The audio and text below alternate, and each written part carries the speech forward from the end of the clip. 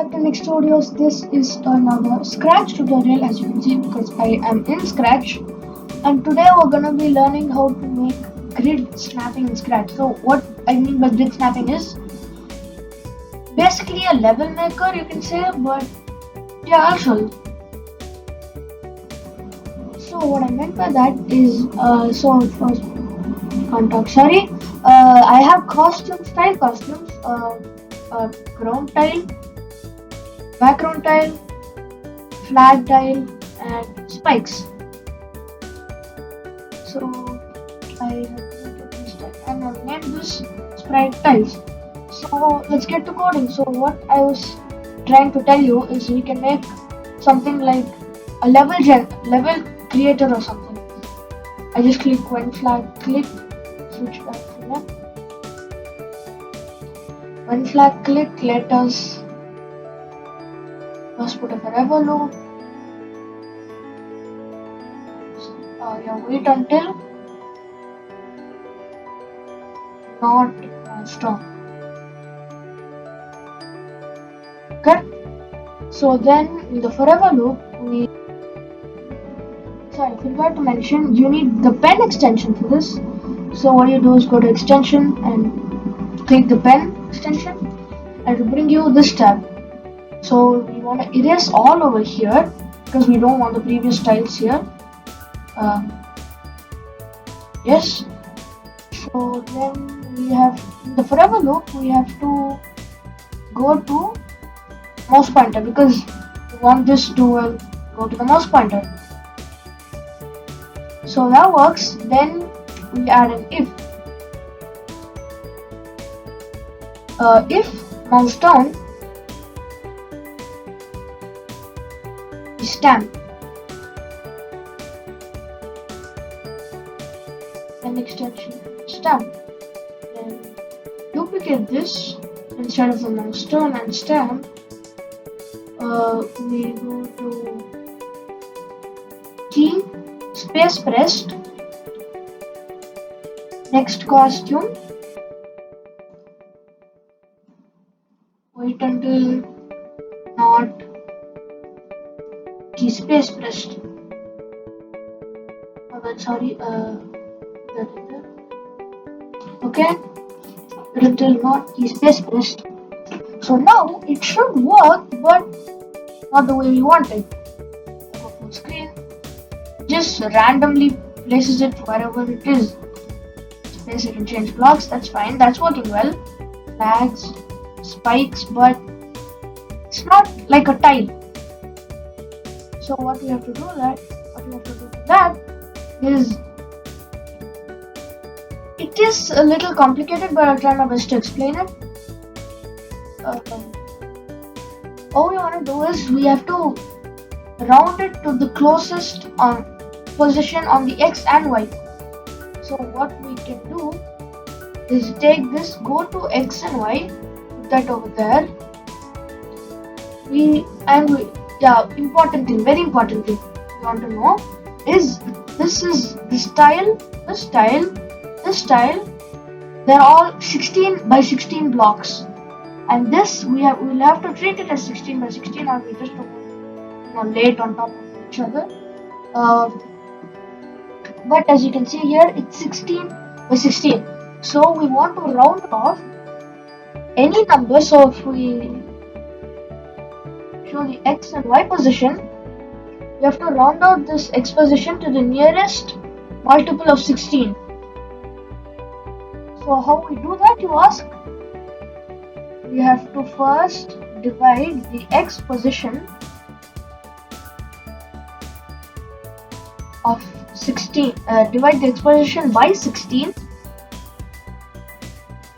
Then we have to round it out to the nearest whole number, and it will be a multiple of 16 because we are dividing it in this round, and it might go to the negative sides, so we have to multiply that by 16 in that case. So put that back in there. Sorry, what I meant is, wrong logic. If I round this off, it will only round off to the nearest whole number. But we want it to be a multiple of 16, so we multiply it by 16. So let's duplicate this, put that there, change the X position to Y. Yes. So now it should snap to the grid. Okay, sorry. Yep, it works. As you can see, it snaps to the grid and everything looks perfect. So we can change the block, the snap to the grid, or we want. Flags, let's put a lot of flags. Spikes. As you can see, the spikes, it is just like a block.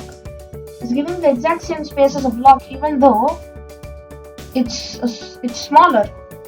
But we want that in this case because we just don't want a spike on top of a spike like this. So that's bad. Yeah. One way we can actually improve this is take this and put it below the go to mouse pointer instead of in the if statement. So when we try and place the tile, it snaps to the grid. So there are two ways of doing that. One, you can keep in the if statement and have a free flow, or you can obey the tile from the beginnings. Obey the tiles from the beginning. So I want to create a backdrop for this. You can actually create backdrop very easily because what you can do is, instead of just like this is the background costume, select, copy, paste, and then keep copy and pasting. Yeah, no effect. So what we can do is create the background in this and then copy and paste the image onto the background. So I will hide this, display, and just quickly create a background. I might be asking, you can just fill it in the background. I know, that's a good one. So, but you can't do high quality background stuff like this.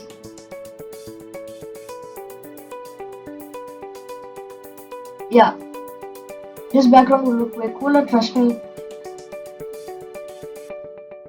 So I'll just finish this up, and I don't want to make you wait, so come back when I'm done. So what you can do is quickly fill up this stage like this and stop the script, but it'll still stay there because it's a stamp, and I can copy this image. So what I can do, or I can save this image. So what I did is I saved this image as a PNG and called it background. It's in my file explorer. So what I can do is I can. So I'm sorry if you can't see the file explorer. If you can, it's great. Yes. So it's a problem with the recording tool I'm using. You can't show multiple windows, but as you can see, the background is there. So what I did was I clicked upload background. So it took me to the file explorer. I selected this background PNG file and it's uploaded to this background.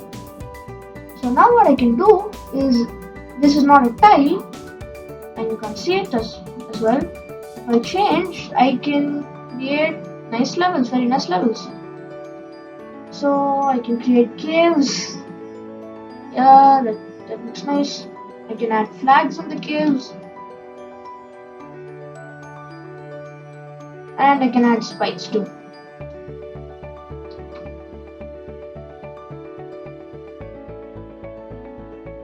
Yep, that's nice. So that is the end of this tutorial, and I hope you like this.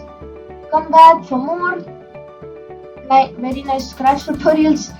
Now I'm actually trying to do like small stuff, not huge Scratch tutorials and full games, but basic features to explain to you.